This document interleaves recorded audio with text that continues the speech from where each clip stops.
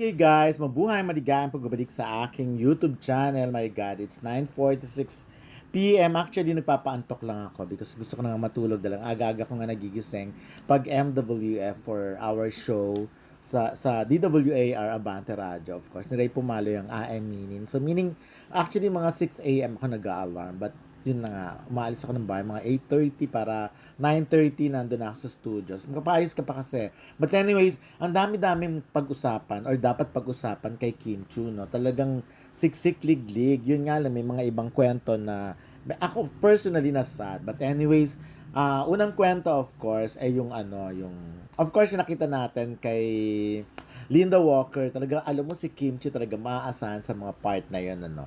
'Di ba nakaalam niyo naman sa Showtime pag may mga guest na from Cebu, si Kim Chu ang si Kim Chu ang pambalandra, ang front runner nila pag ganun syempre. At ngayon nga meron nga from China naman 'di ba si Linda Walker. So ang galing-galing talagang very siya.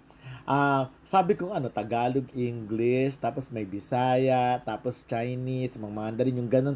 Ang dami niyang alam. Baka mali natin, nag-aaral na rin siya ng Spanish or whatever, iba-iba pang language. Yun, perfect, panalong-panalo. Ang daming pumuri at trending talaga si Kim Chu. Pero personal, sinasabi ko sa inyo, because nakita ko na si Linda Walker in person eh. Pero syempre, dito ako kay Kim Chu ako. Talagang, in terms of beauty, angat-angat. Di ba may mga nagsasabi nga na kasi parang sana pag nagkaroon ng version sa atin, sa Pinoy, si Kim Chu talaga. Pero anyways, ang dami namang project ni Kim Chu. O yun na. Next naman, of course, ay itong yung napanood nyo ba yung video na kung saan pinupuri siya nung nag-video sa kanya na ang tawag nga sa kanya from Chinita Princess to Korean Princess kasi yun nga nag-start na nga mag-aral si Kim Chu ng Korean at naririnig nga siya ng taong yun at sinasabi nga napakagaling ni Kim Chu. Na totoo naman si Kim Chu, yun na nga idagdag pa natin yung Korean, 'di ba? So 5 na nakakaloka si Kim Chu. Ang dami-dami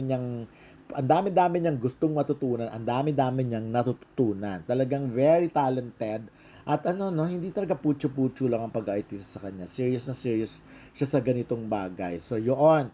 At, of course, alam naman natin na any time, not naman siguro, kaya, third week kaya ng June or mga or July, mag-start na kaya silang mag-shoot sa Korea kasi talagang kaya nag-aaral na, no. But anyways, yung pinapakita naman kanina, yung picture na sorry, na Kim Chu and Paula Avellino, at least alam na natin, 'di ba? Akala nyo talaga nakakatuwa lang kasi may special na paandar para kila Kim Chu and Paula Avellino ang ASAP na sinasabi nga doon na kasama sila sa show. Ang bongga doon. Kaya lang nakakatuwa nga yung iba kasi sinasabi nga nila na parang show naman yun ni Kim Chu at ni Paolo. Bakit may paandar pa na gano'n? Well, alam naman natin the power of Kim Paulandia, no? Hindi matatawaran. Kaya naman, hindi na ako nagtataka kung may mga ganun pa rin. May mga sinasabing, may mga yung ganyan, no? It's official, Kim Pao is headed to Australia, yung mga ganyan.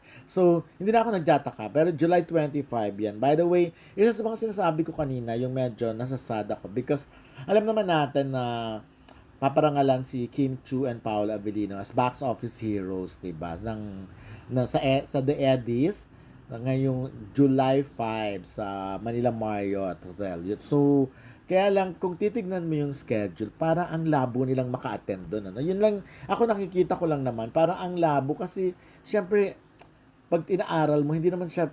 Parang feeling ko mag-a-abroad na sila by that time. So, nasasad lang ako na baka hindi sila makapunta sa The Eddies, hindi na personal matanggap yung box office heroes na yon. To think na, sabi ko nga, di ba, sila ang kauna-unahang sinigurado ko na talagang pasok sa box office heroes. Of course, aside from, pumasok din yun nga, yung Meet, Greet, and Buy ni Maricel Soriano, yung mga ganon. At syempre, Maricel, Piolo, Joshua, Bell, and of course yung kay Vice Ganda na Call Me Mother, of course.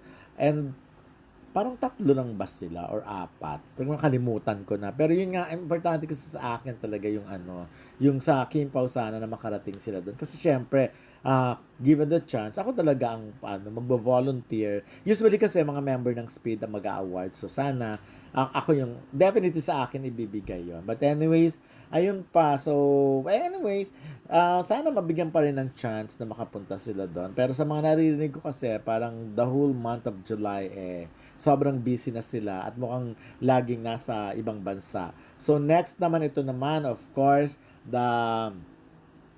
as usual, di ba? Pagdating sa, alam niyo naman, may kalamidad na naman, meron na naman nangyari sa atin, sa Pilipinas, may lindol na naman, at naapektuhan ng, of course, Davao and Gensan. So, makikita niyo, alam mo, nahulaan agad talaga na hindi magpapatumpik-tumpik si Kim Chiu, talagang tutulong at tutulong. So, nakita naman natin yung kay pinost ni Melay Cantiveros, 'di ba? Sabi ganyan, nagpasalamat agad-agad siya kay Kim Chiu dahil talagang ayon, nag-volunteer agad, natutulong siya. Alam mo yung ganon, 'di ba? Hindi siya natatapos sa pagtulong sa ano lang, sa kung saan lang ah. Parang lahat gusto niyang tulungan. Ano, pwede nga siyang politician, pwede nga siyang maging humawak ng national um mag-hold ng office sa ganyan kasi ang ano niya yung thinking niya agad ay makatulong, parang gano'n. But of course, wag natin siyang agawin wag natin siyang tanggalin sa showbiz. Hayaan natin siya sa showbiz.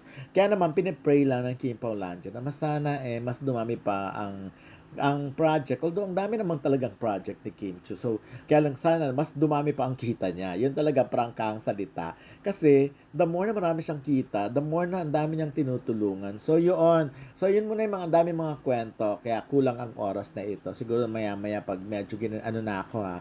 Nasa vision na ako. Kasi talaga antok ako the whole day. Nagpa-massage pa ako. Kasi nga, alam mo nyo na kailangan ko rin ng relaxation. But anyways, ayun na muna, maraming salamat sa lahat ng mga tumututok sa aking channel, of course. Pati na rin sa Facebook. Yun na muna for now.